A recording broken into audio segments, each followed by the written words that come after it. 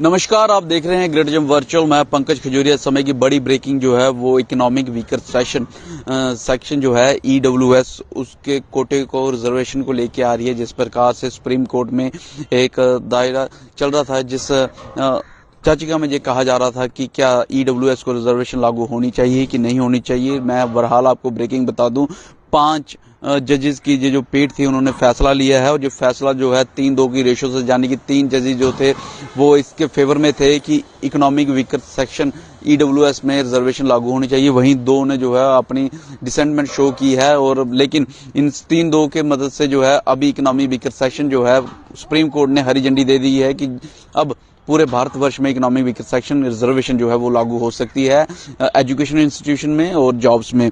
मैं बता दूं आपको कि इससे पहले कि इकोनॉमिक वीकर सेक्शन का जो पूरा चीज है ये कब अनाउंस की गई, कब ये जो है वो परिप्रेक्ष्य में रखी गई, लेकिन इससे पहले बता दूं जो 5 जजेस थे जिन्होंने ये फैसला लेना था कि इकोनॉमिक वीकर सेक्शन के ऊपर जो है वो रिजर्वेशन होनी चाहिए नहीं होनी चाहिए, उनके नाम इस प्रकार से हैं। सबसे पहले chief justice of India Uday Umesh Lalit, UU Lalit, और उसके साथ मैं बताऊं आपको Justice S Ravindra Bhat, Justice Dinesh Maheshwari, Justice Bela Trivedi और जेबी पाडीवाला। ये 5 जजेस थे जो इसके ऊपर फैसला कर रहे थे। वहीं दिनेश महेश्वरी, बेला त्रिवेदी और जेबी पाडीवाला, इन्होंने जो है वो पक्ष में जो है वो फैसला लिया। उन्होंने कहा कि इकोनॉमिक वीकर सेक्शन के ऊपर जो है रिजर्वेशन होनी चाहिए और 103 कॉन्स्टिट्यूशनल जो है वो अमेंडमेंट के जरिए उन्होंने पक्ष रखा। वहीं चीफ जस्टिस ऑफ इंडिया उदय उमंग ललित और इनके साथ ही जस्टिस एस रविंद्र भट्ट ने जो है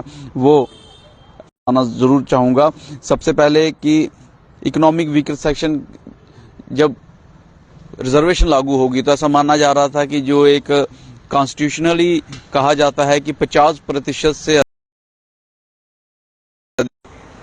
क्या ये जो 50% की वो लिमिट थी, क्या उसको इसने क्रॉस किया? ये एक बड़ा जो जवाब है वो आप भी चाहते होंगे। और ये जो खंडपीठ बैठी थी इन्होंने भी इसमें जो है बड़े जोर शोर से इस बात को रखा है। और इसके साथ साथ जो एसटी, एससी, ओबीसी का जो कोटा लेते हैं, क्या उनके कोटे को कोई असर पड़ेगा? ये सारी चीजें जो हैं वो इसमें डिस्कस की गई हैं। मैं जरूर आपको बताना चाहूंगा क्या कुछ कहा गया। जस्टिस दिनेश महेश्वरी, बेला एम त्रिवेदी और जेबी पाडीवाला ने जो कि रिजर्वेशन के पक्ष में, इकोनॉमिक वीकर सेक्शन के पक्ष में जो है अपना फैसला सुनाया। उन्होंने कहा कि इकोनॉमिक क्राइटेरिया जो है वो doesn't violate the basic structure of the constitution, they have also held the breach of 50% limit is doesn't violate the basic. उन्होंने सीधे तौर पे कहा कि इकोनॉमिक वीकर सेक्शन का जो रिजर्वेशन है, ये कोटा है, ये किसी प्रकार से भी जो है वो 50% की जो एक लिमिट है कि रिजर्वेशन इसके पार नहीं होनी चाहिए, उसको क्रॉस नहीं करता है। Reservation is an instrument of affirmative action by the state so as to ensure our inclusive approach. It is an instrument not only for inclusion of socially and economically backward classes. Reservation for EWS doesn't violate basic structure on account of 50% ceiling limit because ceiling limit is not inflexible. ये जो है justice Maheshwari जी ने कहा है। और justice Dwivedi उन्होंने अपनी जो जजमेंट सुनाई है उन्होंने कहा the implement amendment has to be treated as an informative action by the parliament for the benefits of economic weaker section class. It can't be said to be unreasonable classification. Treating EWS as a separate class would be reasonable classification, यानी कि EWS को एक separate class जो है वो class reasonable classification होनी चाहिए. It just as equal can't be treated unequal, unequal can't be treated equal. Treating unequal equally violates equality under the Constitution. The amendment creates a separate class of EWS. The exclusion of SC, BC can be said discriminatory or violative of Constitution. तो इन्होंने अपने जो judgement सुनाई उन्होंने कहा है कि economic weaker section को अगर रिजर्वेशन में लाते हैं, कोटा देते हैं, तो किसी प्रकार का वायलेशन ऑफ कॉन्स्टिट्यूशन जो है वो नहीं है.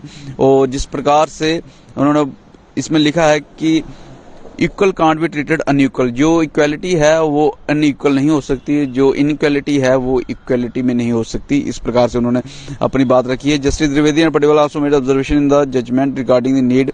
और वहीं जो है वो chief justice of India UU Lalit और उनके साथी रविंद्र भट्ट जी, उनका कुछ और जो है इसके ऊपर राय थी.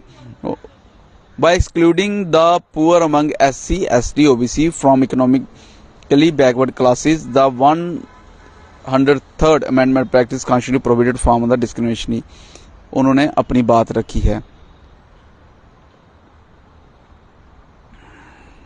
मैं बता दूं आपको कि जो इकोनॉमिक वीकर सेक्शन है, क्या जो एक पूरा प्रावधान था, ये 2019 में आया था और उसके बाद जो है इसको चैलेंज किया गया सुप्रीम कोर्ट ऑफ इंडिया में। लगभग 40 पिटीशंस जो थी इसमें लगी थी और जो चैलेंज भी किया गया इकोनॉमिक, उसमें ये पक्ष रखा गया कि economic reservation in job and education was proposed to provide the inserting class 6 in article 15 and 16। Article 15 और 16 की जो है बातचीत की गई इसमें, लेकिन आज जो है बड़ा फैसला सुप्रीम कोर्ट की तरफ से उन्होंने हरी झंडी दे दी है कि इकोनॉमिक वीकर सेक्शन जो है उसका रिजर्वेशन लागू हो सकती है 10% के करीब। और ये फैसला जो है 3-2 से जो है सुप्रीम कोर्ट ने सुनाया। 5 जजेस की खंडपीठ थी जो इस पे बैठे हुए थे, 5 जजेस इस पे फैसला सुनाने के लिए। 3 जजेस ने इस फेवर में फैसला सुनाया कि इकोनॉमिक वीकर सेक्शन जो है वो इम्प्लीमेंट होना चाहिए, और वहीं 2 जजेस ने इसके ऊपर ये सवाल रखा कि इकोनॉमिक वीकर सेक्शन की वजह से जो है SC, ST और OBC के जो कोटा है क्या उनको जो है वो किसी प्रकार से इफेक्ट होगा। तो बहरहाल इकोनॉमिक रिजर्वेशन को हरी झंडी मिल दी गई है।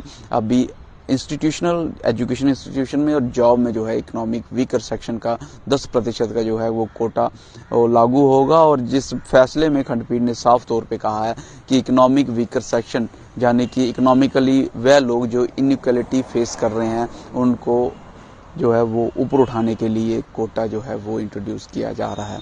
बहरहाल इकोनॉमिक वीकर सेक्शन का कोटा जो है सुप्रीम कोर्ट की तरफ से हरी झंडी मिलने पे आप क्या सोचते हैं, किस तरीके से ये इकोनॉमिक वीकर सेक्शन को फायदा देगा, किस तरीके से खासूसन तौर पे जनरल कास्ट जो किसी प्रकार के कोटे में नहीं आते हैं उनको फायदा देगा या नुकसान होगा?